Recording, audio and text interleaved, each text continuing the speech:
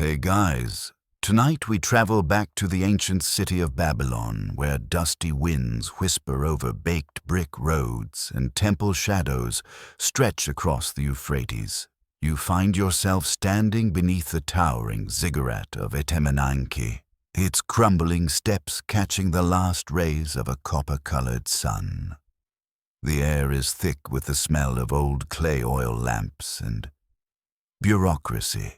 You're not here for epic battles or dramatic betrayals tonight. No, tonight is about something quieter, nerdier, and oddly enough weirder. You're going to learn why a group of ancient Babylonian scribes may have spent years inventing a language no one ever used. On purpose. For fun. You probably won't survive this story, at least not with your eyelids open. But that's kind of the point, isn't it? So before you get comfortable, take a moment to like the video and subscribe, but only if you genuinely enjoy what I do here. And hey, leave a comment with your city and the local time. I love seeing where and when you're tuning in from. Now dim the lights, maybe turn on a fan for that soft background hum, and let's ease into tonight's journey together. The city hums with the low pulse of evening commerce, fading slowly into silence as the sun dips behind the horizon. You step over uneven cobbles, eyes adjusting to the golden haze that hovers above the rooftops. Babylon isn't the kind of place that shouts its importance. It lets you feel it like the weight of stone underfoot or the thickness of history in the air. You pass a half-collapsed market stall still slick with fig juice and sesame oil. Somewhere nearby, a donkey brays with the kind of enthusiasm only donkeys possess, piercing, unwelcome, and very much alive. This is the kingdom of paperwork. Not thrilling, right? But in ancient Mesopotamia, paperwork was practically a religion. Babylon didn't rule its empire with brute force or glittering palaces. It ruled with clay. Thousands of tablets etched with records, contracts, prayers, omens, grain tallies, and insults. Most of these were written in Akkadian, the everyday language of the time. But lurking among them like strange fish in a sea of beige are tablets in Sumerian, a language already dead by the time many of these scribes were born. And then deeper still, like little ink blots of mischief in a sea of rigid order, you start to notice something else. Words that don't match any known dialect. Grammar that no one ever used in conversation. Weird phrases repeated with suspicious frequency. You're standing in the middle of a civilization that may have invented a language just to flex their intellectual muscles, or maybe just to mess with future archaeologists like us. You duck into a low brick doorway and enter a tablet room, more of a scribe cave, really. The walls are lined with shelves, each sagging under the weight of clay. A young apprentice dozes in the corner, stylus still in hand, drool pooling gently on his grammar charts. You step carefully around him, scanning the room. On one table, an instructional tablet, the Sumerian word for read, followed by the Akkadian equivalent, followed by a scribbled something that looks like a sneeze captured mid-syllable. You reach out and run your fingers over the marks. They're smooth, faintly warm, recently etched, and completely baffling. This isn't just translation, it's play. Intellectual, methodical, hilariously serious play. The Sumerians had long since vanished by this time, but their language clung to Babylon like an old university professor who refuses to retire. Sumerian was prestigious, the language of gods and temples. Akkadian was practical, the language of markets and soldiers. But the real fun that lived in the cracks between them. It starts to dawn on you, someone, maybe a lot of someone, spent their afternoons crafting language puzzles, so intricate, so bizarre, and so unnecessary. that they still manage to confuse us 3,000 years later. And you've just stumbled into their world. A world where scribes passed notes in dead tongues, where phonetic puns were the height of comedy, where nobody ever asked what's the point of this because the confusion was the point, like a Babylonian crossword puzzle that chews its own tail. Historians still argue whether some of these linguistic oddities were practical training exercises or a kind of elite game reserved for scribal nerds. It's hard to say, but it's clear that Babylonian scribes weren't content with simply copying what came before. No, they needed to make it harder, stranger, more entertaining. As you wander deeper into the archives, the tiles cool beneath your bare feet. The air smells like clay dust and lamp soot. You pass a shelf labeled Lexical Lists Humor, possibly, and raise an eyebrow. On another shelf, a cracked tablet includes a word that translates to glittering frog lightning. You try to picture it fail and chuckle softly to yourself. There's no war here, no murder. Just rooms full of men, mostly, who took language so seriously, they turned it into a toy and maybe a trap. You catch yourself smiling. Somehow this is weirder than any battlefield or scandal. And in its own boring, beautiful way. It's kind of amazing. Outside the moon is up now, pale and indifferent. Inside, you settle into a dusty cushion, half listening to the scribes mumble in the background. One of them snorts awake and mutters something about verb paradigms. You pretend to understand. It's safer that way. Welcome to Babylon. Don't worry, the weirdest parts are still ahead. You step outside into the crisp night air, your head still buzzing with half-deciphered phrases and words that don't quite belong. The streets of Babylon are emptier now. The clatter of sandals on stone has given way to the distant thrum of crickets and the occasional slosh of water from a bucket lifted too carelessly at a well. Somewhere nearby, a lamp flickers behind a curtain, casting slanted rectangles of gold onto the dusty path. Ahead of you rises the real heart of the city. Not the temples, not the palace, but the bureaucratic beast that keeps Babylon's veins pumping the scribal district. It's not on any tour guide's list, but it should be. The place smells like old parchment-cooked onions and responsibility. You duck into a side alley, passing the entrance to a building that looks as thrilling as a tax office because it is one more or less. And that's where the magic happened. Babylon, you quickly learn, ran on documentation. Every goat, every trade, every lunar omen and grain, measure it all had to be written down. In clay. Permanently. Which meant someone had to write it. Enter the scribes, the quiet power behind the empire. Trained from childhood in the art of cuneiform, they were equal parts, secretary, accountant, translator, and wizard. You follow the faint scent of hot wax and find yourself in a scribe school at Tupsharu Academy if you want to impress your next dinner party. The walls are lined with worn benches and grooved tablets used for copying lines until your wrist begged for mercy. You sit down, stylus in hand, and squint at a fresh tablet. The instructor slaps his reed against the table. Time to learn. The first thing you notice is how slow everything is. Writing in cuneiform isn't like scribbling with a pen, it's like carving mini sculptures with a popsicle stick. You press turn, tilt, press again, and then again and again. Precision matters. Mess up one wedge and suddenly cow becomes enemy, or to sleep becomes to weep.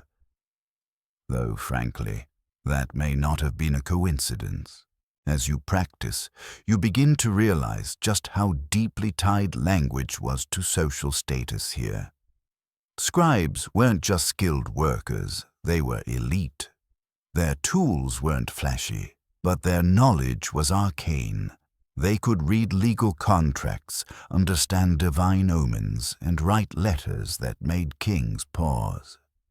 But beneath all this solemn purpose lurked a competitive streak sharper than any stylus. You glance over at the tablet next to yours.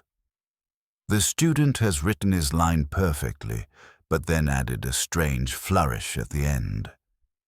A made-up word. A squiggle that doesn't translate. The instructor doesn't scold him. He smirks. Interesting. Turns out, Babylonian scribes weren't just memorizing vocabulary lists, they were also competing. Not with swords or chariots, but with syntax, with wordplay, with subtle digs buried inside poems. Some of the earliest forms of academic one-upmanship happened right here, hunched over clay slabs and muttering about noun stems. Riveting stuff if you're into ancient passive aggression.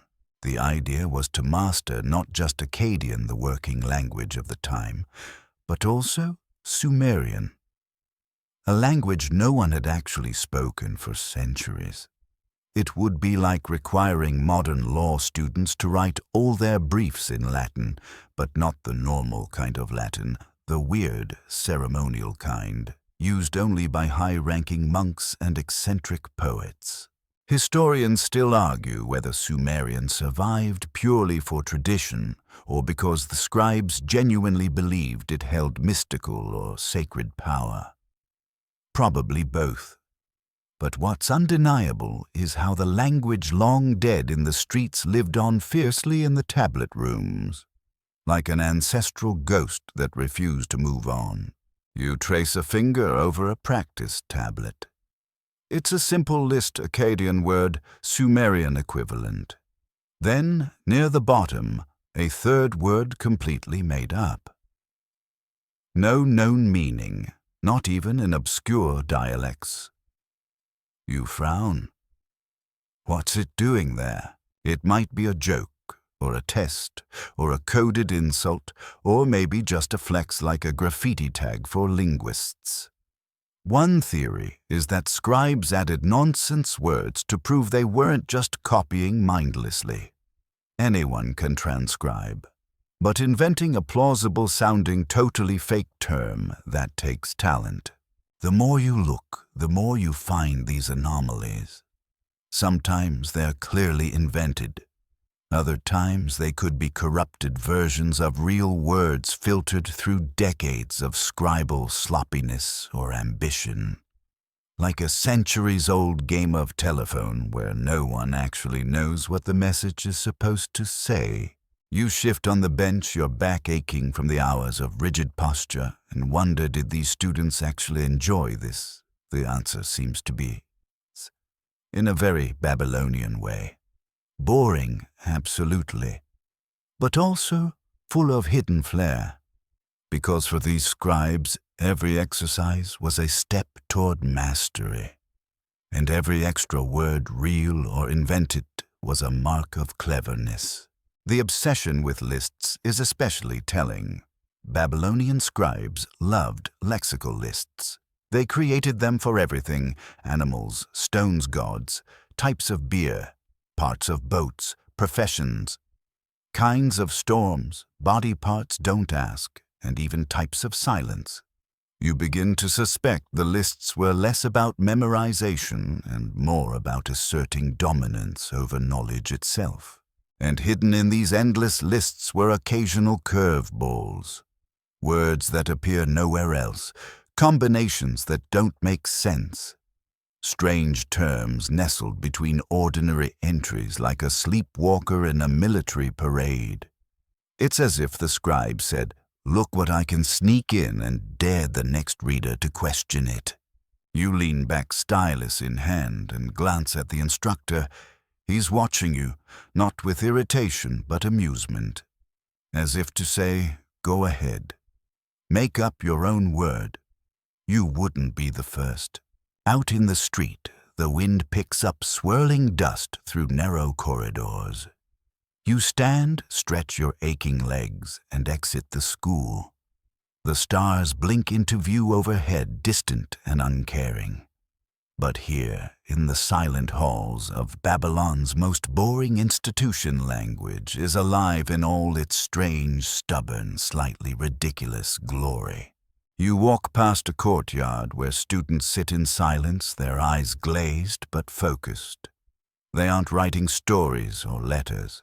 They're transcribing the same word over and over in 3 different scripts. You listen for a moment. Someone chuckles, a low conspiratorial laugh.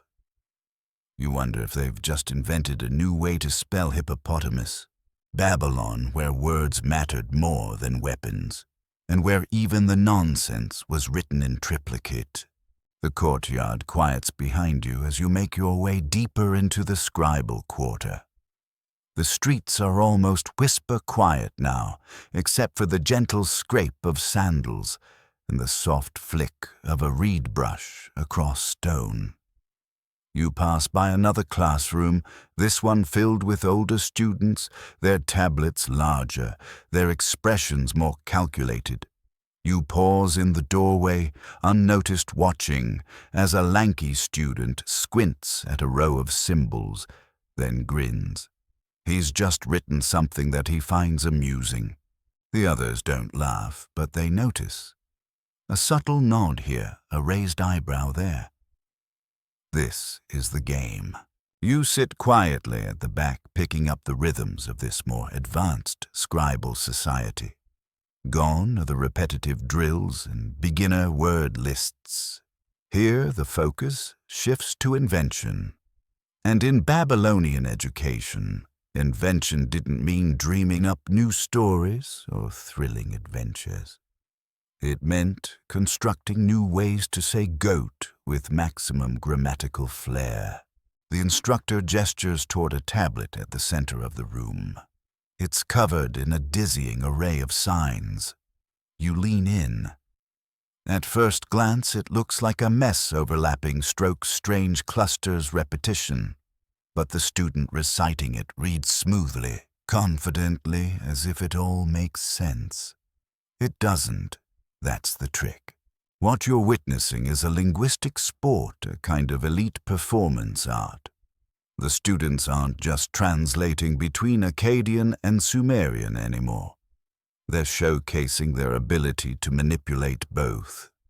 The tablet contains a series of bilingual puns, deliberate ambiguities, and what might generously be called creative grammar. It's half language, half puzzle box.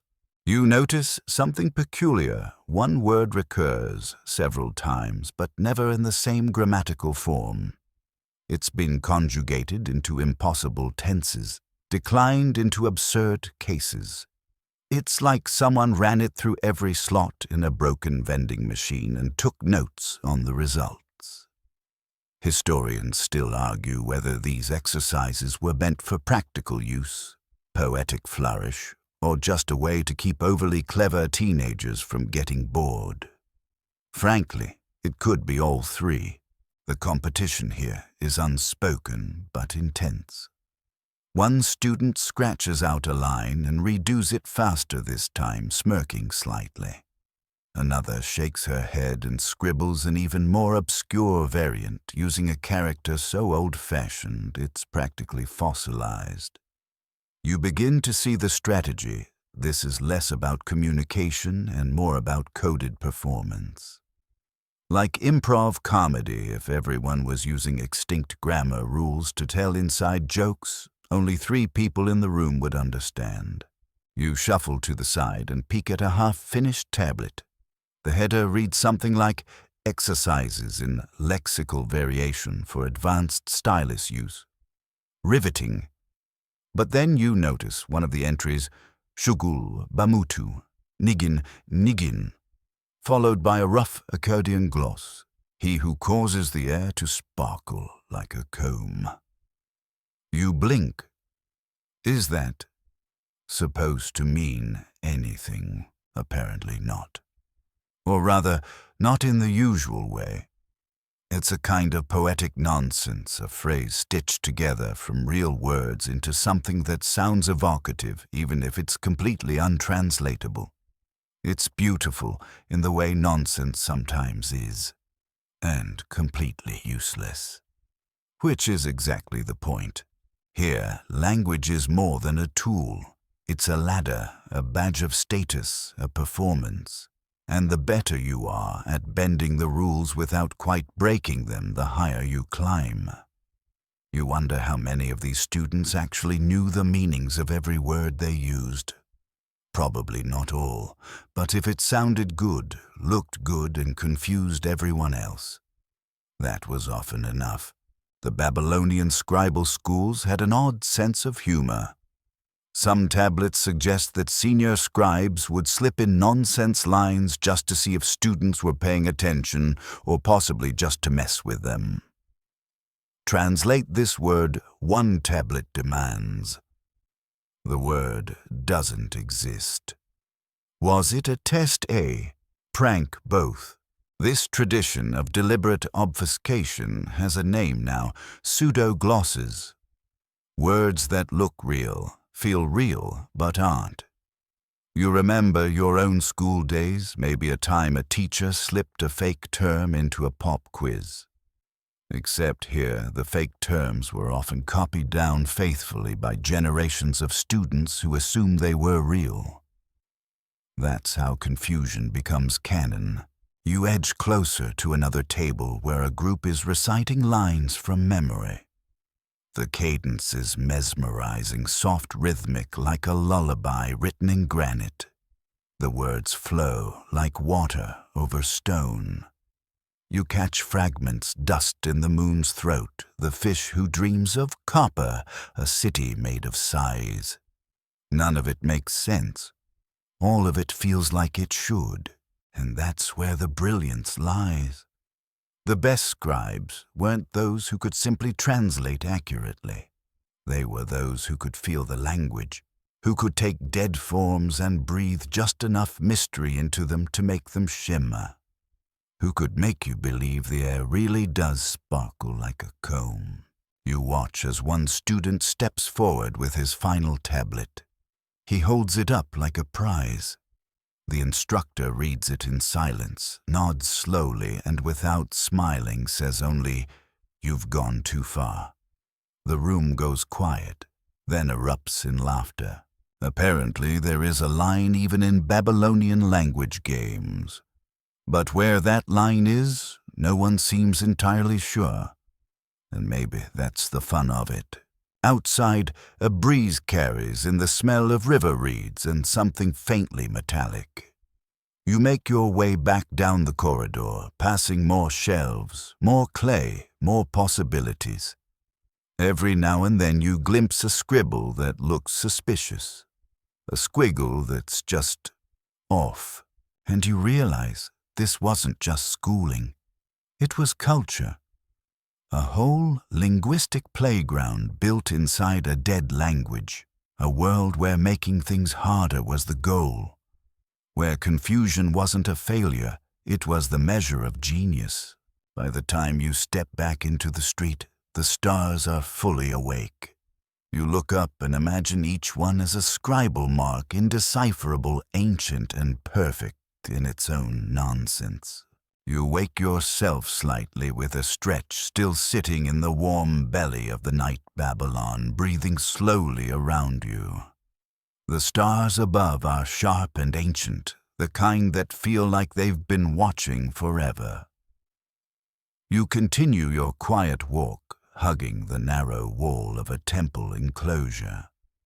There's chanting inside, not dramatic, not loud, but steady.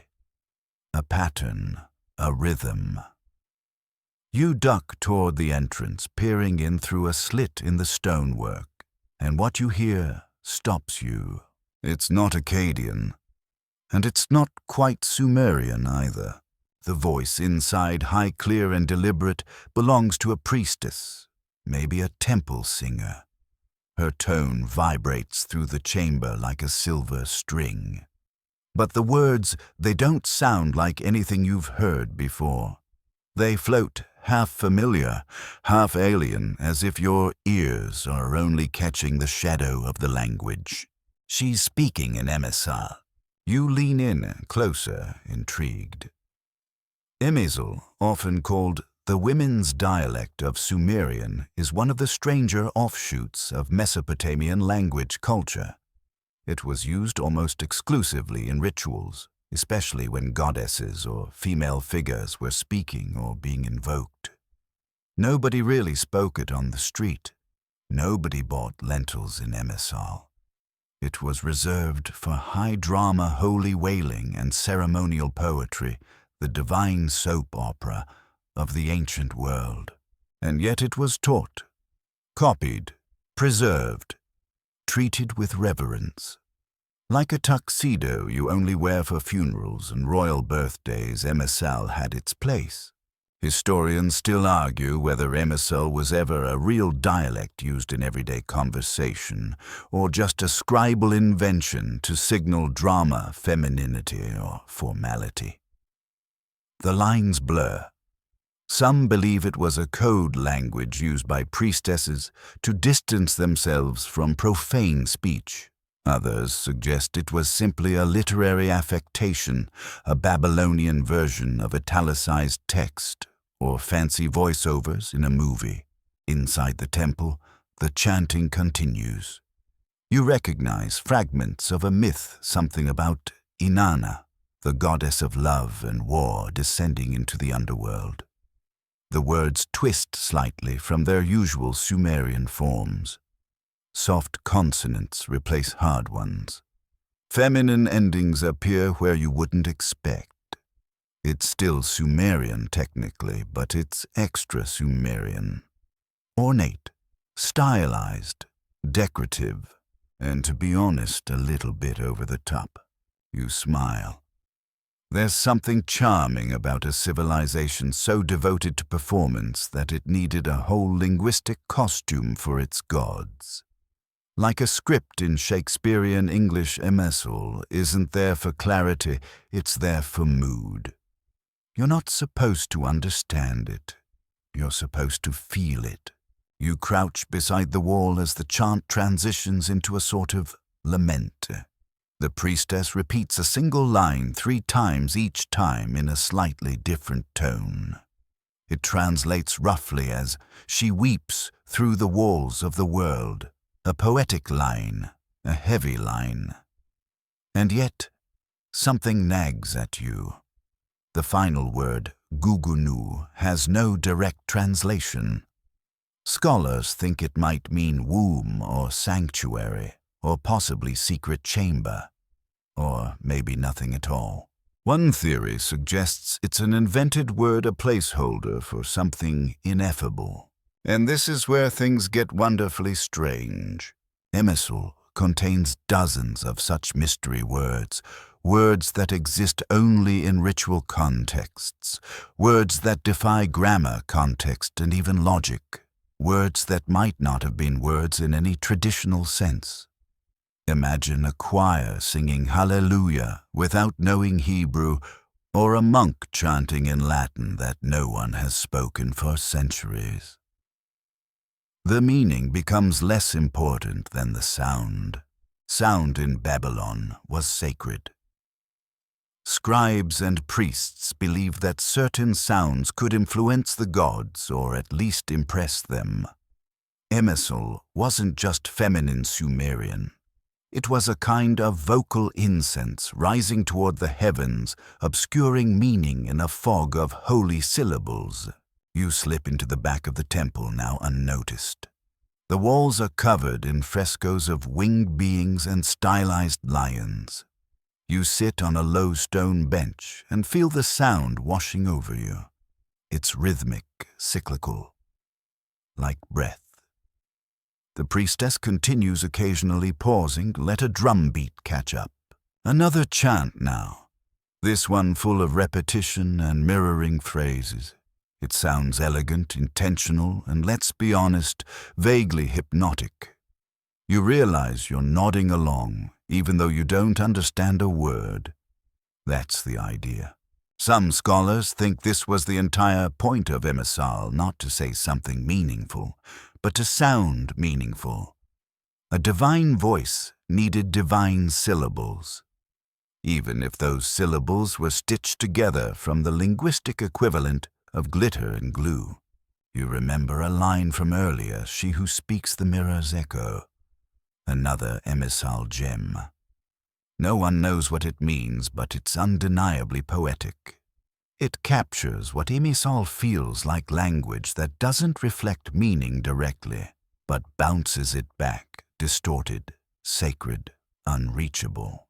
At the front of the chamber, the priestess places her hands on a votive statue, whispering a final string of syllables into its cold, expressionless face. The statue doesn't respond, of course, but that's fine. The gods, like the audience in any good theater, are not required to explain themselves. You watch as the ceremony concludes. A few acolytes begin sweeping the floor in silence, their feet muffled on the reed mats. You quietly leave, stepping back into the midnight hush. As you walk, you realize how purposefully Babylon compartmentalized its languages. Akkadian for daily life, Sumerian for scholarship, Emissal for holy drama. Each one carefully curated, preserved, and performed in its appropriate stage. It's like walking through a city where every emotion has its own dictionary. And then you remember something odd, a tablet you saw in the archives earlier. A single line of Emissal carved into an otherwise Akkadian text. No explanation, no context, just dropped in like a joke or a dare. Scholars still don't know why. Maybe the scribe was showing off.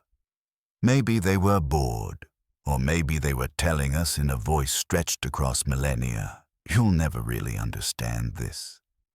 But isn't it beautiful? And it is, even in its mystery, especially in its mystery. You pause beside a wall, listening to the silence settle in.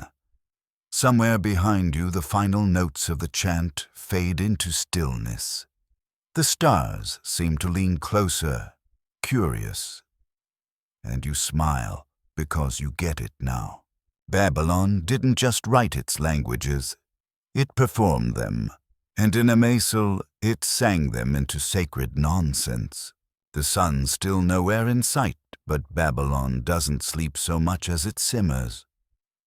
Somewhere beyond the temple walls, a dog barks into nothing.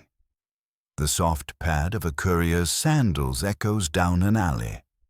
You turn toward the tablet library, again feeling a strange itch in your brain, the kind that only starts when you've been surrounded by things that almost make sense for too long. Inside, the shelves seem endless now. Thousands of tablets stacked and stored with bureaucratic precision, their edges chipped but still legible. You run a hand along one row. These aren't stories or laws or even hymns. These are lists, row after row of curated vocabulary. You grab one just to see. Your eyes trace the lines: reed, reed, mat, reed, hut, reed, boat, reed, whistle. These guys really liked reeds. And then you find it. A list that starts normal and goes delightfully off the rails. You read ox, donkey, lion, flame goat, whispering, goat, shimmering, donkey. You blink, then laugh quietly. You've stumbled onto a lexical list that at some point gave up on being useful and started being poetic or ridiculous. Hard to tell. Maybe both. This wasn't a mistake. Someone, possibly many someones, decided that listing animals was too dull unless one of them sparkled and another whispered. Welcome to Babylonian lexical creativity. Or lexical chaos, depending on your sense of humor. You sit cross-legged on the floor, now scanning tablet after tablet. The structure is always the same word in Sumerian followed by the equivalent in Akkadian. But hidden here and there are intrusions, words that appear in no other texts, words that aren't Akkadian or Sumerian, words that might not be anything. Historians have given this phenomenon many names: nonsense entries, pseudo-glosses, scribal anomalies. But the most honest label, linguistic mischief, these weren't translation errors. They were deliberate insertions, like an ancient version of an inside joke left for someone, maybe no one to notice. You can imagine the scribe chuckling to himself as he adds glowing potato bird between eagle and vulture, then watching from the corner of the room as his classmate frowns, double-checks the dictionary, and slowly begins to panic.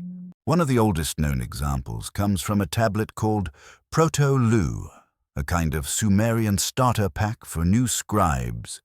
It's full of standard entries, professions, household items, tools, all very boring, until you reach a line that reads, "The man who counts fish by moonlight." Not a profession, not a real phrase, but undeniably weirdly elegant. You flip another tablet. This one's part of a bilingual list used to train scribes to translate between languages. But about halfway through, you find a sequence that's just chaos. The Akkadian column stops making sense. The Sumerian side keeps going. The result, a whole section of mismatched, possibly fictional terminology. You laugh under your breath. It's like someone turned in their homework and halfway through decided to write fan fiction instead. What's strange is how seriously this nonsense was taken. These lexical lists were copied and recopied for generations. Students in later centuries would reproduce the same gibberish, unaware that the terms had no real-world reference. By then, the meaning or lack of meaning had fossilized. It didn't matter what shimmering donkey was. It mattered that it appeared in the list, which made it important. Babylon, it seems, didn't just tolerate confusion. It institutionalized it. You reach for another tablet, this one more cracked than the rest. The text is faint but legible. A word appears, ha ha ha. Your eyebrows rise. That's not a typo. That's real. Or at least it's written down like it's real. It shows up again on another list this time with a gloss that reads loosely, "A sound of great mystery." You snort. Sure. Why not? Scribes probably encountered these mystery words and assumed reasonably that they must mean something. So they treated them like facts, copied them dutifully, memorized them, and taught them to the next poor student who asked, "Wait, what's a whisper goat?" Some scholars suggest these terms may have had symbolic or even magical meaning. Others think they were placeholders, like writing blah blah blah in a legal contract because you ran out of time. Still others insist they were mnemonic tools, easier to remember because they were absurd. But let's be honest, it's entirely possible they were just there for the lulls. You begin to see the bigger picture now. Babylonian scribes weren't just record keepers, they were curators of weirdness. Each list, each invented term, each improbable creature tucked between real ones adds up to a tradition of playful scholarship. These weren't dry, humorless nerds. These were deeply committed language geeks with a sense of mischief and an unlimited supply of clay. You imagine a scribe finishing a long list, leaning back, stretching his cramped hand and thinking, what this needs is a little nonsense. And so with a smug little grin he adds, murmuring wind cow, and slaps it in between bull and buffalo, daring future generations to deal with it. Even today, scholars find new examples. One tablet buried in the bottom of a forgotten archive box featured a term translated as the fish that regrets. It might be metaphor. It might be satire. It might just be a very tired student on his fifth tablet of the day going a bit feral. You run your fingers gently across the last entry. It's soft-worn and lovely in its mystery. There's something comforting about it that even in a world so focused on precision, order, and divine meaning, someone still made time to write blinking wolf dust just for fun. As you rise, your knees creak like old clay drying in the sun. The tablet room feels different now, less like a library and more like a playground. You look around at the shelves, wondering how many of these tablets contain words that were never meant to be understood, only repeated, cherished, and passed on like riddles no one expects to solve. And isn't that in some sleepy way the best kind of legacy? You exit the tablet room slowly, your fingers still tingling from tracing strange syllables that may have never meant anything at all. Babylon isn't quiet, not exactly, but it hums now, instead of buzzes. The moonlight glances off the rooftops like silver paint, and a soft breeze nudges you down a narrow corridor, where shadows stretch long and lazy across the brick. At the end of the passage you hear low voices, laughter, not the raucous kind, more of a smirk made audible. You follow it and find yourself in a smaller courtyard where a group of older scribes huddle around a tablet, clearly amused. They're not reciting prayers or legal forms. They're decoding something, and judging by the expressions on their faces, it's either brilliant or totally absurd. You sidle closer and glance over a shoulder. The tablet in question is filled with short lines almost like jokes or riddles, but in ancient Sumerian. Except, not quite. Some of the words don't seem to exist. Others are real, but in odd forms. One line reads something like, "The sky goat dances over the oil of teeth." A beat, then chuckles. Someone says, "I think the teeth are metaphorical." Another scoffs, "Only if the goat is real." You realize what you're looking at, deliberate nonsense.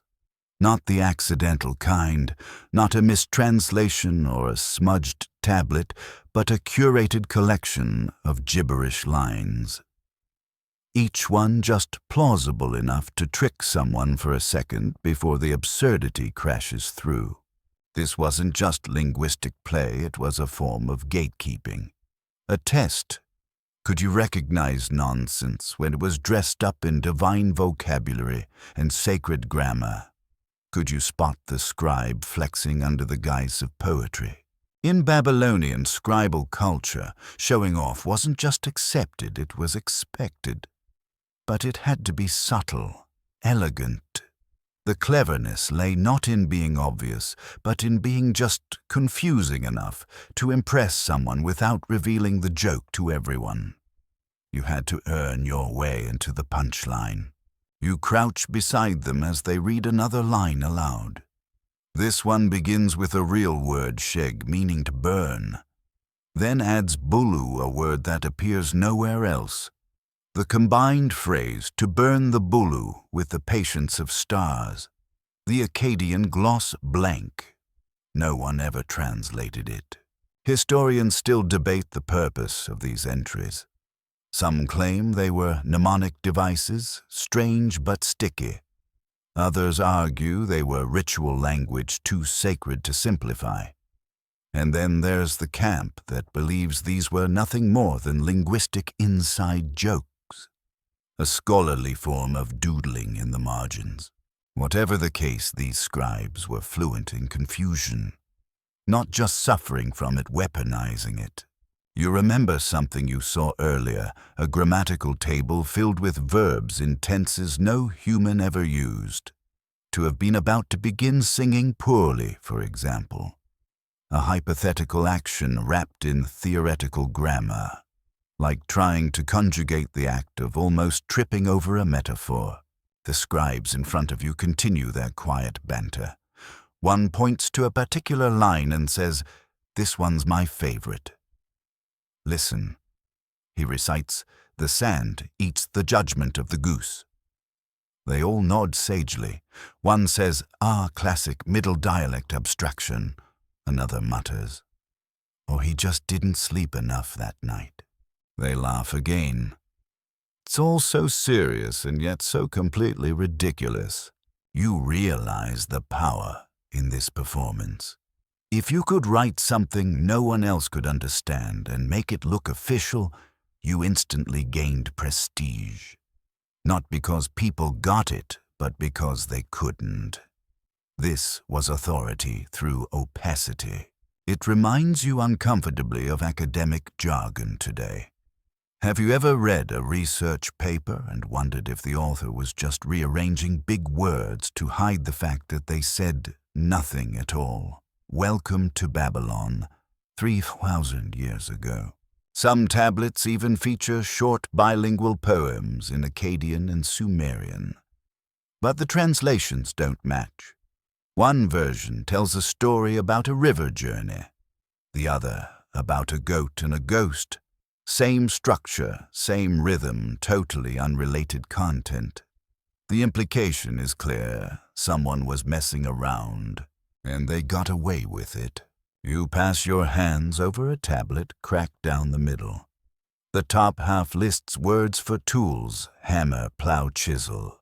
Then suddenly whisper: bowl, jealous, rake, eternal nail. You imagine the apprentice trying to memorize these, biting their stylus in frustration, while the scribe who wrote them quietly grins behind his curtain. This wasn't vandalism. This was a linguistic rite of passage. To survive the scribal path, you had to wade through pools of confusion and come out fluent in the absurd. You move to a quieter bench and stare out at the flickering torchlight. There's a kind of beauty in it. The idea that nonsense can be crafted with care. That language can be both armor and art. That sometimes the most serious people are the ones playing the weirdest games. There's even a term scholars use to describe this scribal phenomenon: esoteric exclusivity. It means making things so difficult and obscure that only the in-group can possibly hope to understand. And the best way to do that: invent grammar that doesn't apply to anything. Create verbs that refuse to behave. Use a word once, then never again. You glance back at the scribes. They're still poring over the joke tablet, now arguing about the meaning of butter echo. One insists it was symbolic of lunar clarity. Another thinks it was a critique of lazy copying. A third shrugs. Maybe it's just butter. With echo. And in that moment it hits you the goal wasn't to explain. The goal was to delight, to challenge, to keep language strange and sacred silly and sharp. In Babylon, even boredom was stylized. You rise from the bench, letting the cool night air wrap around your shoulders like a shawl woven from moonlight and silence. The scribes behind you have returned to their debate, still parsing out the butter echo, still savoring the nonsense. You leave them to it. Ahead lies another chamber, one you passed earlier but didn't notice. It's deeper in the complex, tucked behind a half-collapsed archway, its entrance marked only by a cracked tile bearing a single, neatly carved symbol, a pair of mirrored eyes. You step inside, and immediately the tone changes. This room is quieter. Not in volume, there's still the rustle of fabric, the scrape of clay, but in mood. Reverent, focused. A single student stands at a low pedestal reciting aloud from a small tablet. His voice doesn't carry. It curls around the walls like smoke. You listen. The language is dense, familiar but slippery. It's Sumerian, yes, but the phrases are unusual. Lines seem to loop, then contradict, then twist into imagery. So abstract it might as well be surrealist painting. The student recites, "The dark wind opens the door to the field without shape. Then I am the fish without river, the voice without name. And finally, let the tongue climb the mountain of silence." You squint at the tablet in his hand. It's poetry, or a hymn, or both. And yet once again the words don't add up in any useful way. You sit quietly at the edge of the chamber and realize you've encountered something that was never meant to translate cleanly. Something that may never have had a clear meaning at all. This was art, or at least a form of expression that prioritized sound structure and sacredness over clarity. And to your sleep-heavy brain, it's oddly relaxing. You let the words wash over you. There's rhythm, yes, definitely. The Sumerian syllables have a sort of hypnotic pulse. Long vowel, soft consonant, long vowel again. It's like a lullaby written by a philosopher who's had one too many fermented dates. You remember hearing about these tablets, ceremonial recitations often used during rituals and performed aloud in temple courtyards at dawn or midnight. Some were hymns to gods, others dialogues between gods and humans. A few even pretended to be speeches from the gods themselves, dripping with metaphor and layered abstraction. But buried within them, sometimes subtly, sometimes shamelessly, were lines that defied all logic. Historians still argue whether these were attempts at mystical language or examples of scribes flexing their creative muscles. Some lines, when translated, read like divine wisdom. Others, like the fever, dreams of a sleep-deprived calligrapher. You peek at the next stanza as the student lifts his tablet. To eat the shadow of rain is to remember the name you never had. A pause. Then, she, the mother of fireless flame, builds cities on the bones of ideas. You suppress a smile. This feels less like scripture and more like something a pretentious modern poet would perform at an open mic with a conch shell for a microphone. But it's beautiful. And in a way, it's sincere. These lines weren't written to be mocked. They were written to evoke something. Maybe awe, maybe confusion, maybe just that strange tingling feeling when your brain recognizes a pattern and then loses it. You look around the chamber. Every wall is inscribed. Tablet racks line the room like open drawers, each filled with more of this abstract verse. Some texts are nearly identical, copied over centuries. Others are unique one-offs, never replicated. It becomes clear not all poetry here was meant to be understood. Some was meant to be felt, and not just by you. The gods, after all, were the primary audience. You remember a theory, a fringe one, but compelling, that suggests some scribes invented phrases precisely because no one else could understand them. They wanted to give the gods a private language, something too sacred or too strange for human use. One academic even referred to it as divine gibberish, not out of disrespect, but because of its deliberate ambiguity. In this context, gibberish isn't failure. It's reverence. You flip through a loose tablet. The house of breath drinks from the well of thunder. And other words are smoke that forget themselves. The poems are haunting. Not because they're tragic, but because they don't tether themselves to reality. They float like dreams written by wind. And every now and then a real word-grain sister sunrise will anchor a line only to be swept away again in a flood of metaphors and invented structures. You remember an earlier chant, one that sounded like prayer but read like a riddle. The God speaks not with mouth, but with mirror. What does that even mean? You don't know. But it feels true in a sleepy, upside-down sort of way. Eventually, the student finishes. He bows to the tablet and places it gently on a reed mat. The silence returns deep and thick. You exhale. This wasn't performance for performance's sake. This was ritual, a kind of linguistic offering, and like many offerings, its meaning didn't need to be clear. It only needed to be sincere. As you stand, your joints pop like reeds in the wind. You pass one last wall where a tablet is mounted at eye level. Its inscription reads simply, "Some words are not for the ear, they are for the dark." You linger there for a moment. Maybe you think this entire poetic tradition was Babylon's way of reminding itself that not everything needs to be decoded. Some things are meant to exist quietly, beautifully, incomprehensibly, and then be read aloud, slowly, softly, until the gods smile and the humans fall asleep. You leave the chamber of dream poems and sacred nonsense behind your feet, making soft impressions in the dust as you wind your way through Babylon's quiet core.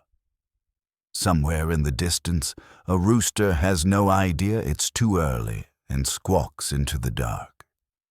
You glance at the eastern horizon just beginning to pale. Not sunrise yet, but the idea of sunrise. Time here moves the way language does, slowly layered full of half meanings. Back in the scribal quarter, another tablet room lies open. It's darker than the rest, lit only by the amber glow of a single oil lamp, its flame bobbing like it's trying not to laugh. You step in. This room feels different, tighter, tense even. The air smells like damp clay and nervous energy. On one table, a stack of bilingual tablets, Akkadian on the left, Sumerian on the right. But what catches your eye is the middle column. It's filled with single words, bridges between the two. Only, some of them are nonsense. You tilt your head. Someone has created a language sandwich, a real word in Akkadian, a real one in Sumerian, and then a middle layer of total gibberish. It's like translating cat from English to French and adding snurglip in between just for fun. You pick up a tablet and read, Akkadian Nebru, crossing place, Mistri Kolam Kalamgu, Sumerian Kalamdu, land road. That middle word doesn't exist anywhere else. You check another tablet. Akkadian Apsu, underground waters, Mistri Kolam, Zimulu, Sumerian Engul. Again, total linguistic improv. You grin. Someone's created their own connective tissue for languages that already worked just fine. This isn't just weird. It's genius and kind of petty. You realize what you're looking at, a bilingual brain game. The scribes were fluent in both languages, Akkadian for everyday business, Sumerian for sacred and scholarly use. But that wasn't enough. Some ambitious minds wanted to make a third space, a liminal dialect that existed purely between the two. Historians still debate whether these middle words had ritual significance or were just clever padding. Some argue they might have been proto-magical words that held no meaning but were pleasing in sound, much like modern mantras. Others think it was a private joke, passed from master to apprentice. Let's see if the next guy notices. You place the tablet down and imagine a student hunched over the clay, staring at the nonsense word, wondering if it's real. He copies it anyway. He has to. You don't question the tradition, you preserve it. This is how pseudo-languages are born, not from chaos, but from control. From a desire to fill every space, even the ones where meaning isn't strictly necessary. You sit beside a pile of similar tablets. Some are labeled zaru, a term scribes used for exercises, drills, or experiments. You flip through and start seeing patterns, a known Sumerian word, then an invented variation, then the Akkadian equivalent. It's like watching a language mutating in real time, and no one's trying to stop it. You find one particularly bold tablet. It includes a made-up verb form that appears to combine two separate grammatical structures, one Akkadian, one Sumerian. That's like mixing had been singing with will sing and calling it sing will had. Completely nonsensical, utterly beautiful. And you begin to suspect something thrilling. What if this wasn't accidental? What if the scribes caught between two ancient languages created a third, not for speaking, but for thinking, a scribal Esperanto? A bridge made of clay and cheekiness, a linguistic wink no one ever intended to use outside the tablet room. You find another example. This one mixes noun cases. The man of fish above. It translates roughly to the man who is the fish's ceiling. You chuckle. What does that even mean? Historians still argue about it. Some think it's a metaphor for protective spirits. Others believe it's just someone getting experimental with grammar. But then again, that's what Babylon was good at, taking rules, bending them, wrapping them in silk, and presenting them like scripture. And the thing is, this worked. These gibberish-rich bilinguals were copied over and over. Apprentice scribes treated them with the same reverence as legal codes and religious texts. They were drilled, memorized, repeated aloud, like muscle memory for confusion. You glance at the edge of one tablet. There's a note likely scribbled by a frustrated student. It reads something like, "I do not know this word. No one knows this word, but I must write it." You smile. Same energy as writing lorem ipsum and hoping your professor doesn't notice. Yet in Babylon, those lorem ipsums were sacred. You return the tablet and lean back against the stone. The oil lamp flickers, casting shadows across the clay. You picture the scribes working late, half dreaming, inventing just for the thrill of invention. These weren't errors. They were flourishes. They were style. Language wasn't static here. It was a living thing, a beast with too many legs and a fondness for jazz improvisation. And these scribes, they weren't content to just tame it. They had to make it dance. In the silence, you think about how modern linguists label this kind of phenomenon diglossia, code switching, morphological drift. But here in Babylon, it didn't need a name. It just was. The natural byproduct of too much knowledge and too much time. You rise to leave, taking one last look at the tri-language tablet, one real word, one invented bridge, one ancient ghost. It doesn't make sense. And yet, it does. It's a love letter to confusion. Written in clay, you step out into the open courtyard again, feeling the wind shift slightly as the night deepens toward its last watch. Babylon is still asleep, or at least pretending to be. Somewhere in the north quarter, you hear the clatter of a pot and a half-hearted curse in Akkadian. The rest is silence, punctuated only by the soft murmur of the Euphrates. You walk toward the temples slowly because the air feels heavier here, not with heat, but with the kind of quiet you don't want to interrupt. The Isagal temple looms ahead, its columns barely visible in the dim light. You hesitate outside the gate, where broken tiles and carved boundary markers tell you very politely that what lies within is sacred. You enter anyway. Inside, a ritual is underway, or maybe just concluded. The floor is strewn with petals oils and small folded pieces of linen. A priest in a robe the color of night hums low to himself, while a boy clears away the remnants of an offering. A tablet sits on a small stone pedestal nearby, propped upright and glinting in the torchlight. You inch closer, and you immediately sense it. This tablet isn't a prayer, or a poem, or a shopping list. It's an utterance, a kind of incantation. The writing is smaller, more compressed. The cuneiform signs are etched with care, but filled with flourishes, like the writer was trying to impress the gods and their peers. You begin to read. The opening phrase is already a puzzle. To the God whose name cannot be named, speak this name with no voice. A contradiction, an invitation, a warning. This tablet belongs to a very specific tradition, the use of unintelligible words in sacred speech. Historians still argue whether these rituals required meaning at all. Some scholars believe the gods preferred mystery, that language, when too clear, lost its power. Others suggest these nonsense sequences were mnemonic devices, ways to guide intonation and rhythm without concern for vocabulary.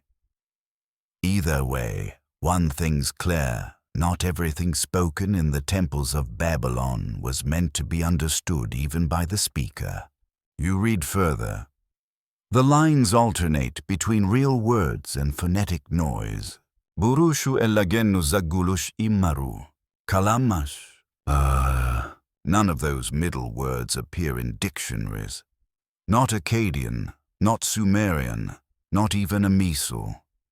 They seem built for sound, spiky, airy, thunderous, the kind of syllables that echo well off stone.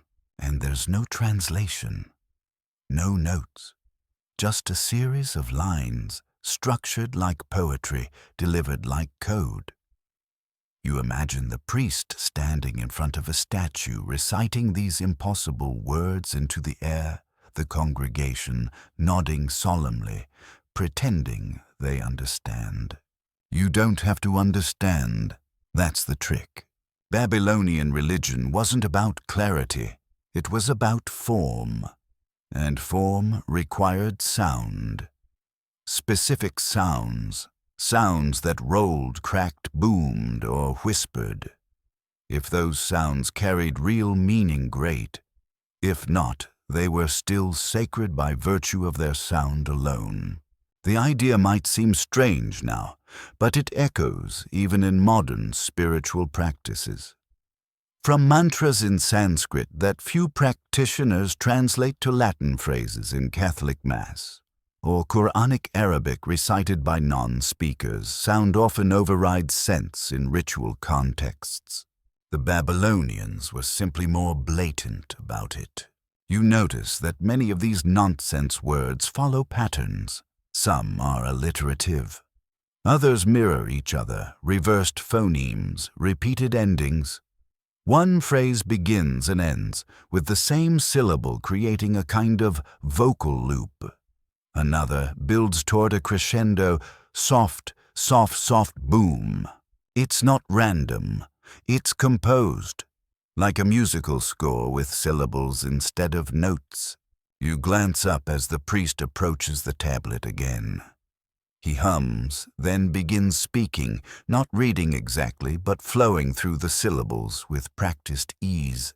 You can't translate it, of course, but you feel it, the rhythm, the cadence, the way his voice dips and swells. It's mesmerizing, halfway between music and language.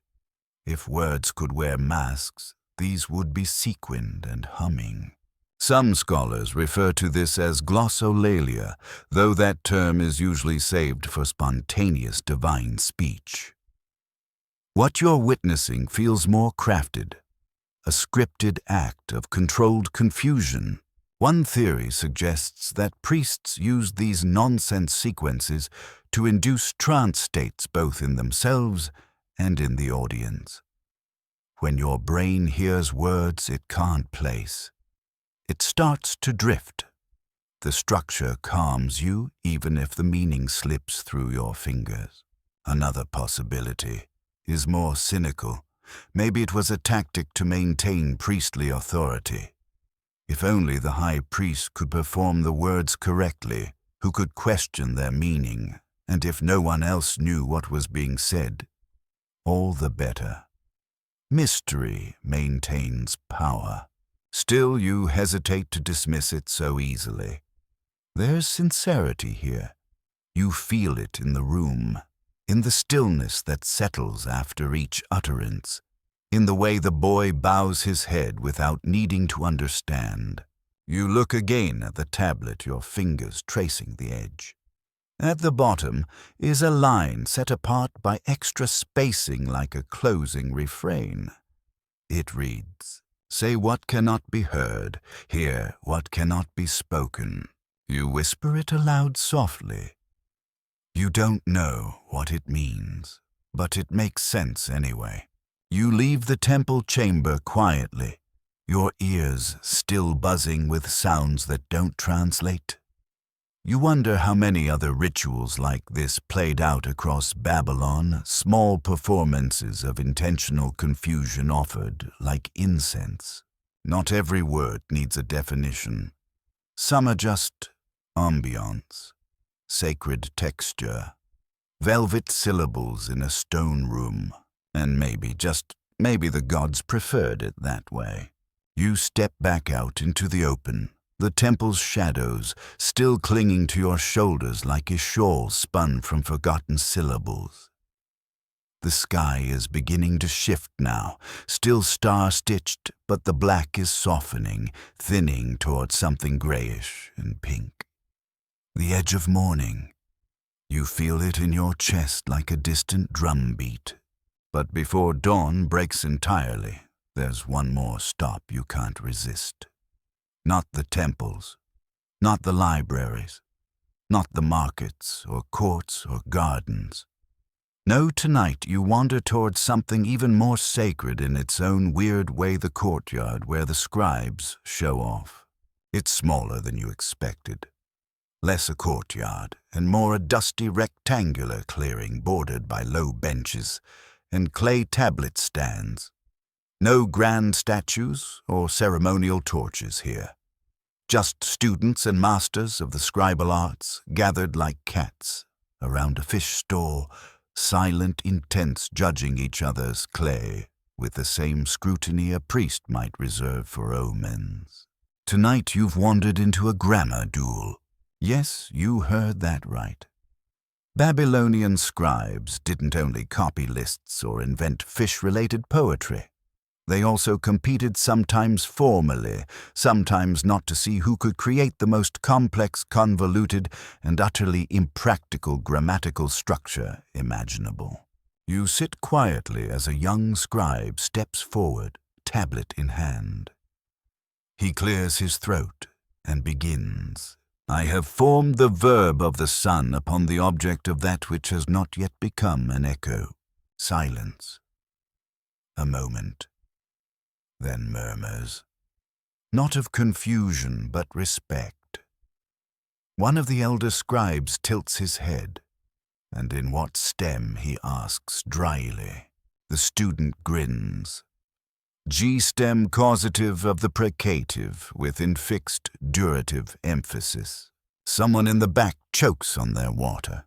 What you're witnessing is the Babylonian equivalent of a rap battle, except it's entirely based on grammar, requires a working knowledge of dead languages, and no one is allowed to smile too much. These contests weren't about clarity. They were about control. Could you manipulate the machinery of language until it practically collapsed under its own elegance? You glance at the scoring tablets nearby. Yes, scoring. Each scribe is judged not only on accuracy, but flair. The more unusual the verb form, the rarer the case combination, the more points. And if you manage to invent a grammatical construction that no one's ever heard of but still technically works, that's instant glory. One student performs a declension exercise so elaborate it ends with him declining a noun in 7 imaginary tenses. The word shadow. The final form, the shadow that would have been seen had the moon not chosen silence.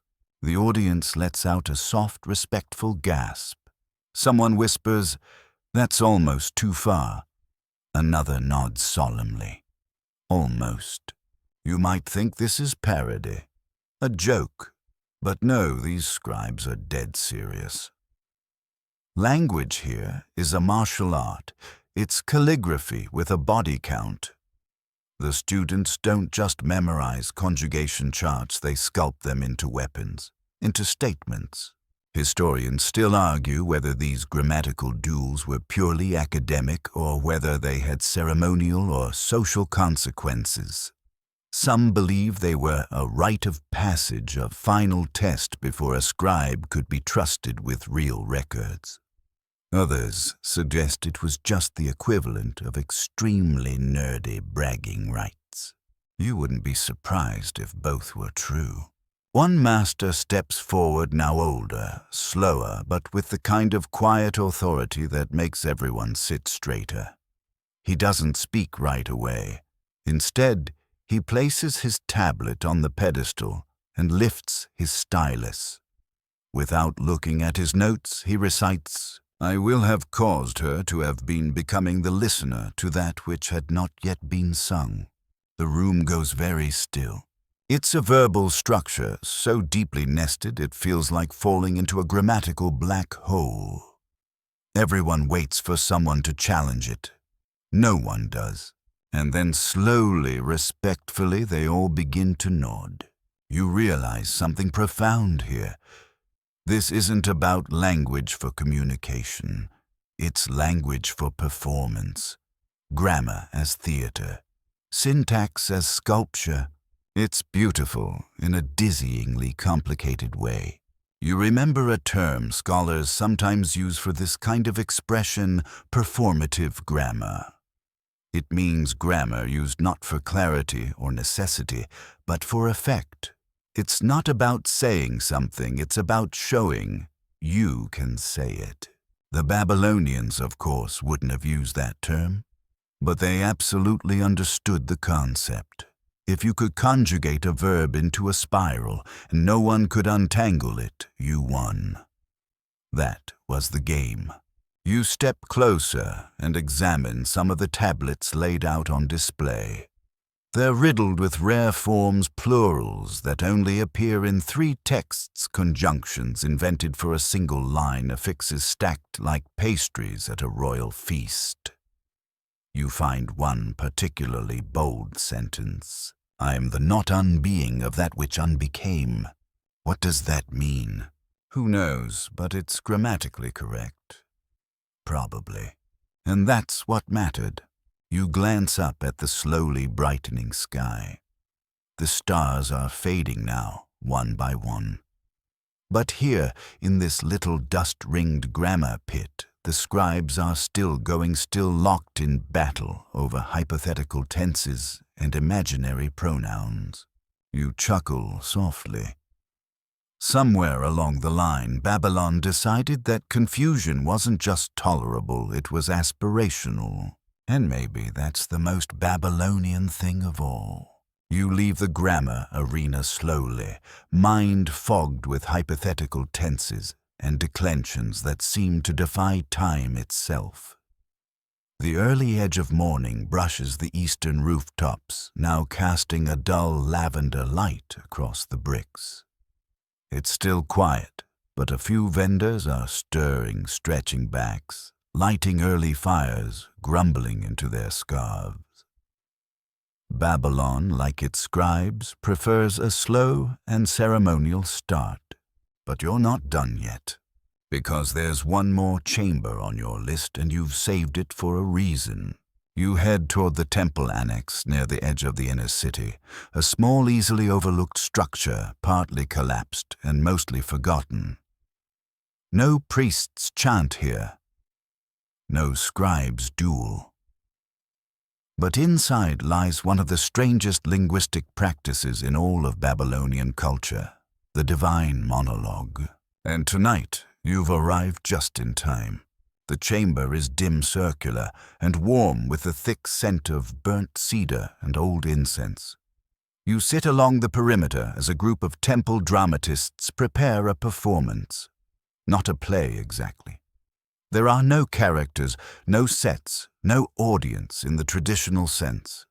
Just one performer, one voice, one god. The figure at the center wears no mask, no elaborate costume, just a robe dyed the deep blue of pre-dawn. In his hand, a tablet. His voice begins softly echoing through the stone. I am the name that speaks itself. It's Marduk speaking, or rather a scribe performer playing Marduk.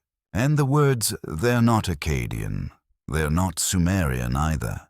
There's something else, something in between.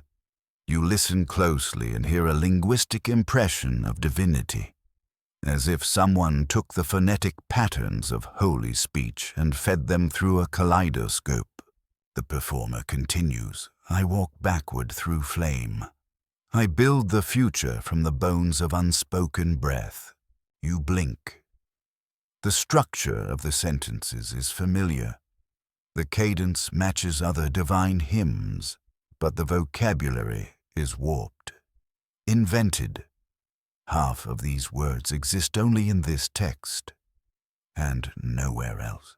Historians still argue whether these divine speeches were composed in a kind of invented dialect, an attempt to imitate what a god's voice might sound like. One theory suggests it was designed to sound ancient, even in its own time, layered with archaic affixes, rare root words, and deliberate oddities. Another theory is simpler. It was theater. Sacred theater, sure, but theater all the same. You lean against the stone and let the sound roll over you. The voice rises in tempo. To name is to own. To own is to silence. I am not name. I am not owned. I am the crack in language. The chamber falls still. The final word hangs in the air like incense smoke. You begin to understand these speeches were not designed to be understood. They were designed to simulate the feeling of divine communication. The performer speaks as if possessed. The language, slippery and unfamiliar, evokes awe not through content, but through form. It's the sound of meaning without the burden of clarity. This idea wasn't unique to Babylon, of course. Cultures throughout history have invented divine languages for their rituals, glossolalia, liturgical dialects, and esoteric chants. All serve a similar function to signal that something extraordinary is happening, that the voice speaking is no longer human. But Babylon may have done it first and arguably best. You examine a tablet on a nearby stand. It contains a monologue attributed to Ishtar. Most of the words are untranslatable. The grammar flips halfway through. Gender markers vanish. One line seems to be in third-person plural, then collapses into a singular imperative addressed to an object. You don't know what it means. No one does. But it feels powerful, and maybe that's the point. In one famous case, a monologue ends with a full line of invented words, Zimrush takal kibur enu masra, which, when read aloud, sounds rich and thunderous. Translated, nothing. Just sound. A phonetic storm. Still, these tablets were treated with reverence. Carefully copied, stored, performed, never corrected, never explained. You imagine a young apprentice scribe asking his master, "What does this mean?" And the master replying, "It means you are not ready to ask." The mystery was the message. You glance at the final lines of the Marduk monologue now. The performer's voice is fading, curling down into a whisper. I am the word you cannot hear. I am the voice between vowels. I am the silence that remembers. Then, nothing. The performance ends without applause. The torch dims. The chamber breathes. No one speaks. Eventually the scribe bows and exits. You remain. There's something elegant about the way Babylon used language to obscure power. In our modern world, we strive for clarity, definitions, documentation, bullet points. But in Babylon, power lived in the unknowable, in the syllables that slipped away as soon as they were spoken. The invented dialects of the gods were never meant for humans, and yet humans created them again and again just to pretend, to feel, to play. You sit in the stillness, listening to the echo of a voice that was never real, speaking a language no one ever used. And somehow that makes it all the more beautiful. You leave the chamber of divine echoes with your ears still tingling, not from volume, but from something stranger, the aftertaste of invented speech. The words didn't mean anything in a dictionary sense, but they linger anyway, like the impression of a dream. You can't quite retell. You walk through Babylon as the city exhales the horizon, glowing with the faintest smear of fire. Dawn is coming, but you're not heading toward the gates just yet. You turn instead down a narrow corridor that leads to a different kind of chamber. No chants here, no scribes in ceremonial garb. Just a small room half-packed with amulets, trinkets, and worn-out fragments of clay tucked into bundles of cloth. You're in the charm archive now, the place where Babylonian spellwork lives. Not the grand rituals of Marduk or the temple hymns of Ishtar. These are the muttered prayers, the whispered protections, the pocket incantations people carried for headaches, ghosts, and unwanted glances. And sometimes they included words that no one ever understood. You crouch beside a low shelf and pick up a tiny tablet. It's cracked and scrawled with hurried cuneiform. The opening line reads, "To silence the crying of the house." You expect a normal phrase, maybe a formula. But what follows is a bizarre sequence of made-up words strung together like beads on a thread. Gimara tulush ez tezunu lalel mutuptata. You pause. Those words don't appear in any known lexicon. No Sumerian, no Akkadian. Just sound, rhythm. Almost baby talk in some parts, but there's a beat to it, a pulse. It feels like it was meant to be chanted, not read. This isn't unusual. In fact, across hundreds of Babylonian amulets and apotropaic protective spells, you see this same thing: real language, then gibberish. Real names of gods, then invented words that seem to come from nowhere. Historians still argue about these sequences. Some claim they're vocables, meaningless syllables meant to carry the speaker into a trance state. Others believe they are echoes of even older languages passed down phonetically long after their meaning was forgotten. And some think, perhaps most compellingly, that they were phonetic spells, words built not for meaning but for sound power. You read another line. Speak the name not in words but in thunder between breaths. Then more syllables, Kalzum Eradu, Nanunu Shega. This isn't lazy spell writing. It's intentional confusion. The idea was simple and wild. The power of a spell came not from what was said, but how it sounded. Certain noises were thought to frighten spirits, calm fevers, or ward off demons. It didn't matter if the speaker didn't know what they were saying. What mattered was that the syllables hit the air in just the right way. It's little like how we say abracadabra now. You probably don't think it means anything, but once it may have.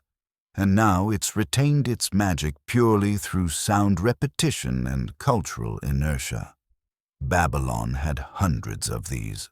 You flip through another tablet, this one from the famed exorcist priest collection of Ashiputu. It begins with standard divine appeals, names of powerful gods and goddesses. But then, halfway through, it shifts. No Akkadian, no Sumerian, just 12 full lines of syllables, mimimi Gilgal Urananu Tekuma Zilzil Zamur. You stop reading. The rhythm is creeping into your breath. That's the idea. These were words designed to bypass the rational brain. They were sonic puzzles like linguistic snow globes. Shake them, speak them, and hope they rearrange reality. You picture a mother whispering one over her child's fevered forehead, not knowing what it means, only that it feels right, that someone told her it works. And perhaps it did, because everyone believed it did. You pick up a tiny copper amulet now and notice it's etched with one such nonsense sequence. But it's repeated over and over, 8 times in fact. Some believe this repetition activated the charm, like winding a spring. Others think it was a way to ensure the demon got the message even if he only half listened. And here's the kicker. Some of these nonsense spells were so good they became standardized, copied across centuries, appearing in medical texts, love charms, even military blessings, which means that somewhere in the vast Mesopotamian record, scribes were faithfully reproducing gibberish they didn't understand just because it was traditional gibberish. You chuckle. It's strangely comforting. You pass another case, this one filled with fragments that scholars call pseudo-incantations. They're spells where the entire text is made-up language, no real words at all. Just long, impressive-sounding nonsense performed with all the gravity of a royal oath. Was it satire, a scribal dare? Or was it sincere? Hard to say. That's the Babylonian way. You come across a particularly charming piece, a child's amulet, worn smooth from handling. The inscription includes a tiny image of a dog and a string of syllables that sound like someone mimicking animal noises, garu garu mim boo boo. A protection charm, maybe. Or a lullaby. Or just something silly that a child believed had power. It worked perhaps not because it made sense, but because someone cared enough to say it. And in a world of unpredictable gods, fevers, spirits, and storms, maybe that was the most important magic of all. You hold the little amulet for a moment, thinking about how many voices have shaped this city, not just kings and warriors, but mothers, scribes, lovers, shepherds, muttering nonsense into the dark in hopes that something was listening. Maybe the nonsense was the point, because in a world where so much was uncertain, sometimes the best thing to do was string together syllables that felt just right, even if they meant absolutely nothing, and whisper them into the wind. The charm archive fades behind you as the first sliver of sunlight presses shyly over the rooftops. The air is shifting cooler now, with a faint smell of morning cook fires and wet dust. Babylon is beginning to stretch, merchants rolling up awnings, children sleepwalking toward shores, and somewhere inevitably a donkey complaining about existence. But your steps lead you elsewhere to a place far less sacred and far more scandalous. You make your way into the back quarters of a scribal compound, ducking beneath hanging linens and chipped bricks. It's not marked. There's no sign above the door, but the energy here is unmistakable. Mischief lives here, and in Babylon, mischief often came in the form of parody. You're about to meet one of the rarest artifacts in the ancient world, the satirical tablet. Babylon's scribes, it turns out, weren't just dead serious grammar nerds. Some of them had teeth, and when they bit, they did it with clay. You slip into the low room where a stack of broken tablets rests in a corner, covered in dust, but still whispering with potential. You pick one up, and immediately your eyebrows lift. At first glance, it looks like a regular training tablet. Vocabulary list standard format. But the words are ridiculous. Sumerian luhaya tumtum. Akkadian gloss, a man who eats with his elbows. You pause. That's not real. At least you hope it's not. You flip to the next line, Sumerian E2 Lukaka, Akkadian gloss, the house of farting scribes. Ah, there it is. This is a parody list, an intentionally absurd document, clearly written by someone who had spent far too long copying dry temple texts and decided one day to let loose. And it's not alone. Over the past century, archaeologists have unearthed a small but consistent thread of Babylonian humor hidden in the corners of their otherwise high-minded archives. These are tablets that look official, but include deliberate nonsense, rude jokes, bad spelling, and untranslatable grammatical chaos. And the best part? They're brilliant. One particularly famous tablet, now broken, once included a full dialogue between two mythical goats arguing about theology. It ends with one goat telling the other that their understanding of divine order is as stale as yesterday's barley beer. Savage. Another tablet opens with a standard priestly invocation, only to collapse into gibberish halfway through. O mighty Shamash, light of heaven, we offer you. Glaba nana muktu bibu. Translation: none. Just babble. Satirical, biting babble.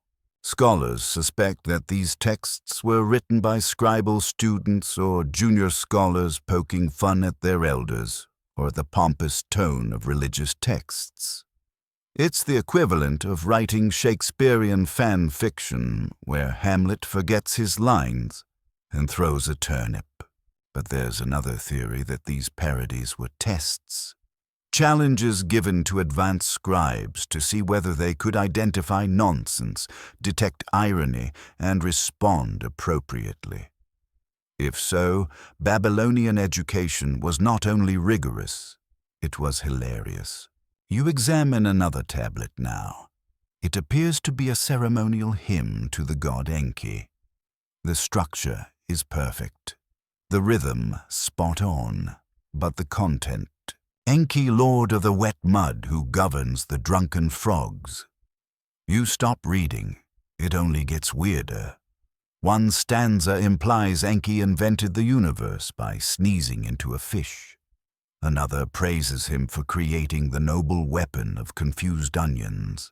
It's nonsense, brilliant, structured nonsense, which makes it all the more impressive. Because here's the thing, you can't parody something unless you deeply understand it. And these scribes understood their sacred traditions intimately. That's what made the humor land.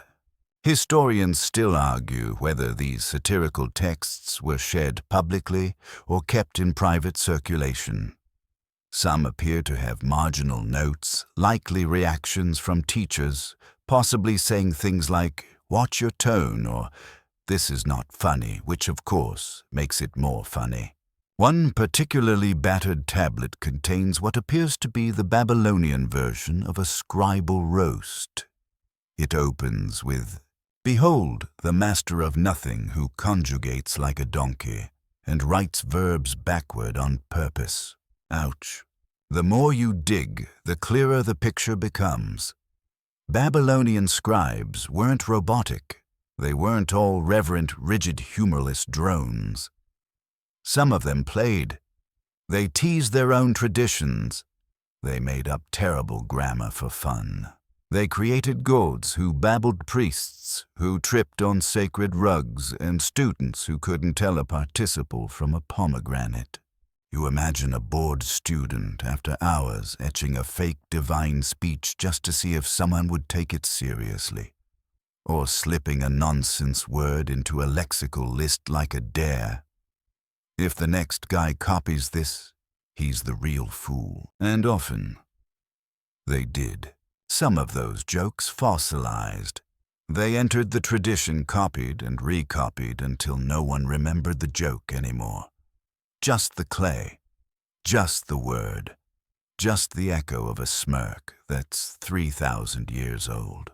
You look back at the parody vocabulary tablet and run your finger along the phrase, "He who sneezes wisdom." It's not real, but it's clever and weirdly insightful, because in Babylon, sometimes nonsense tells you more about reality than clarity ever could. The parody room leaves a smile on your face, a sleepy, crooked grin that feels entirely earned. You step back into the morning light, now rising with gentle force over Babylon's rooftops, gilding everything it touches in gold. The temples look less ominous in daylight, the streets more human. Someone sweeping outside a tavern. A cat you're fairly sure belongs to no one darts between food stalls, already casing the area for fish. But your thoughts linger on the tablets. Not just the sacred chants, or the grammar duels, or the whispering amulets, but the weirdness threaded through all of it. And that brings you to one final place, a small room tucked behind the main library, archives near the kiln. They used to call this the Tablet of Echoes room, though no one really knows why. You duck inside. It's quiet, still, dusty. But the shelves here hold a particular kind of tablet student copies, exercises, test sheets, practice slates. And what you're about to see may be the most deliciously ironic twist of the entire Babylonian linguistic legacy. You begin to flip through the tablets. Most are what you'd expect: lexical lists, bilingual tables, verb paradigms. But then, you start to see them, the nonsense words, lines copied over and over, carefully, faithfully, incorrectly. You pick up on a student's attempt to reproduce a divine speech from a master tablet, except the original had one invented word slipped in as a joke or flourish.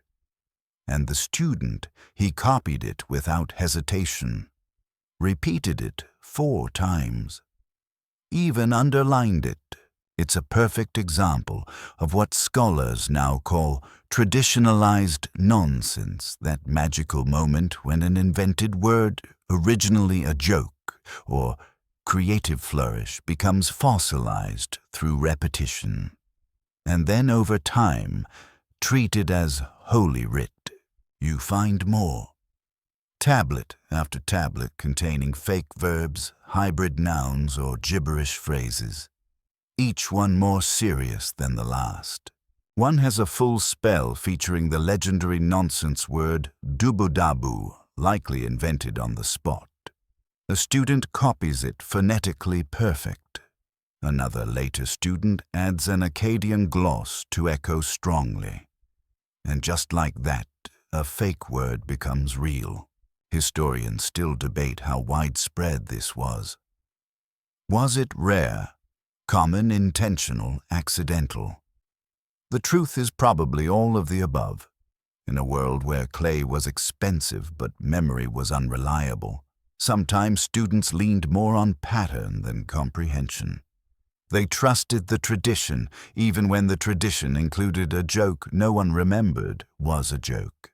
You examine a curious sequence of tablets, generations of students copying a ritual hymn, line by line. In the first version, a master scribe invents a phrase, galama eduru, likely nonsense. By the fifth tablet, the phrase appears again this time, with a marginal gloss win that sees.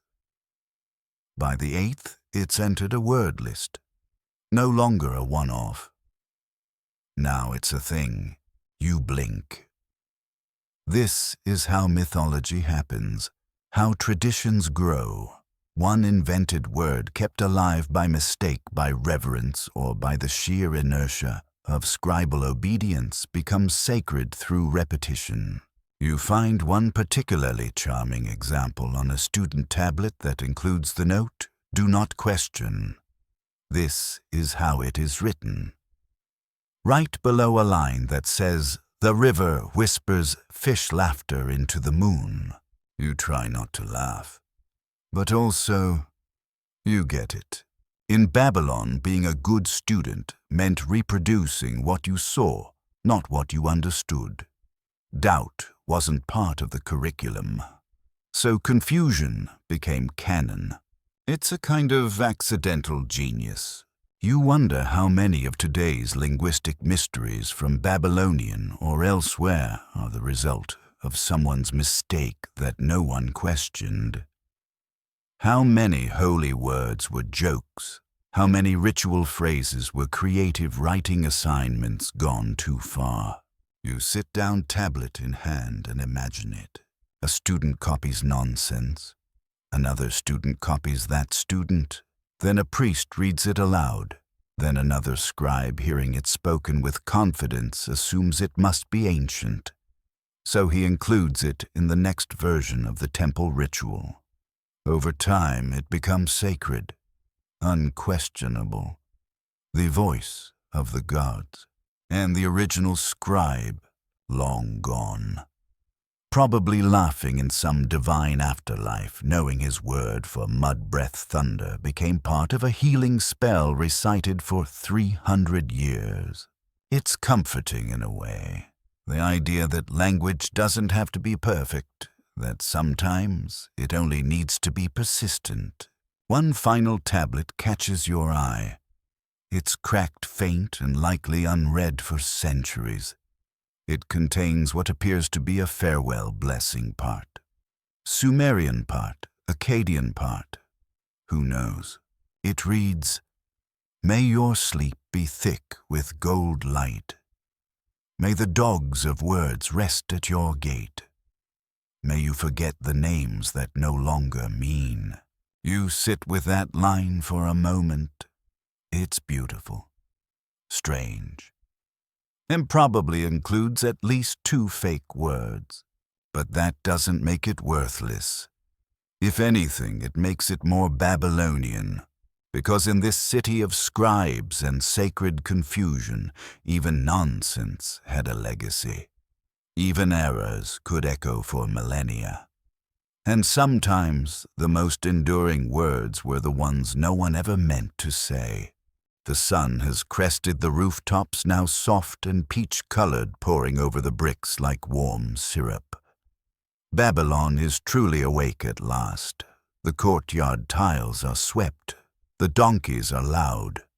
Somewhere, someone is already haggling about barley. But your mind is still back there, among the half-legible tablets, the invented syllables, and the grinning ghosts of scribes who knew exactly what they were doing. You wander one last time through the outer corridors of the school, the light catching the grooves in the walls where so many students leaned, etched, muttered, copied, invented. A scribe in training stumbles past you balancing a stack of tablets. One slips. It hits the ground with a dry thud and a puff of dust. He swears, picks it up, and scurries off without a word. You walk to the edge of the garden wall and rest in the shade of a drooping fig tree just for a moment. And in the quiet, you let yourself wonder, did anyone actually speak the fake language? This, it turns out, is the final great mystery. Babylonian scholars, modern and ancient alike, have debated the question for centuries. The made-up words, the grammatically impossible phrases, the invented middle languages. Were they ever actually spoken aloud with intent? Or were they forever confined to clay? Some say yes. That in certain ritual contexts or during specific educational performances, these hybrid phrases may have been recited out loud, spoken not for communication, but as an act of devotion. Others argue no, that these were scribal performances, only too strange to ever leave the tablet room. And then there's the third camp, the scholars who believe the answer doesn't matter, because these invented words, whether whispered or imagined, served their purpose. They carried meaning, not because of what they said, but because of what they did. They trained minds. They tested mastery. They built communities of scribes who understood that language wasn't just about recording livestock or praising gods. It was about playing, bending, teasing, challenging, about taking dead languages and making them dance. And if those dances sometimes produced nonsense, even better. You glance over your shoulder toward the school one last time. A teacher steps into the sun scanning his slate. His students line up styluses ready. The lesson today, you can only guess. Maybe more lists, maybe poetry, maybe a challenge. Invent a new word, make it sound sacred, and see how long it survives. You imagine one of them writing Gullibu and confidently declaring it means the space between dreams. A classmate nods, writes it down. A generation later, a new student copies it with reverence. A priest reads it aloud. A scholar glosses it. And 3,000 years later, someone like you stumbles across it and says, "What does that mean?" The answer, who knows? But it meant something because it was written. Repeated, passed along. You sit with that for a while, the fig leaves rustling above. This entire night has been a journey through confusion, invention play, and reverence. You've walked beside the ghosts of scribes who saw no contradiction in loving words they didn't understand, who believed deeply in the power of nonsense, and who trusted that some syllables, even the made-up ones, were worth preserving. Because in Babylon, even a fake word could become real if someone believed in it enough. You rise slowly, the stone still warm beneath your hands, and turn toward the gates. It's time. But as you walk, you hear one last whisper from the past, a reminder that in a world where gods spoke in riddles and students invented verbs for sport, the line between truth and invention was never fixed, only performed. And that might be the truest thing of all. The city fades behind you now. Babylon shrinks into a memory, its clay tablets stacked neatly in their darkened shelves, their nonsense words quietly humming just beneath the surface. The sun is high, but you feel it softly, as if filtered through warm linen. Your breath slows, your mind drifts. You think of shimmering donkeys, whispering goats gods who speak in mirror sound and grammar duels fought with the elegance of feathers. You think of invented dialects chanted by candlelight words that never meant anything but still made people kneel. You think of students copying jokes they didn't understand and turning them into tradition. And it's peaceful. There's something comforting about a world where not everything needs to be understood, where mystery was embraced, not feared, where sacredness and silliness danced on the same line and no one rushed to separate them. So now just rest. Let the strange syllables you've heard tonight drift through your thoughts like incense. Let your breath follow the rhythm of forgotten chants. Let your muscles soften, your eyes grow heavy. There's no need to decode anything now. No translation, no footnotes. Just the comfort of knowing that even nonsense done with care can echo for millennia. And tonight, Those echoes are yours to carry into sleep.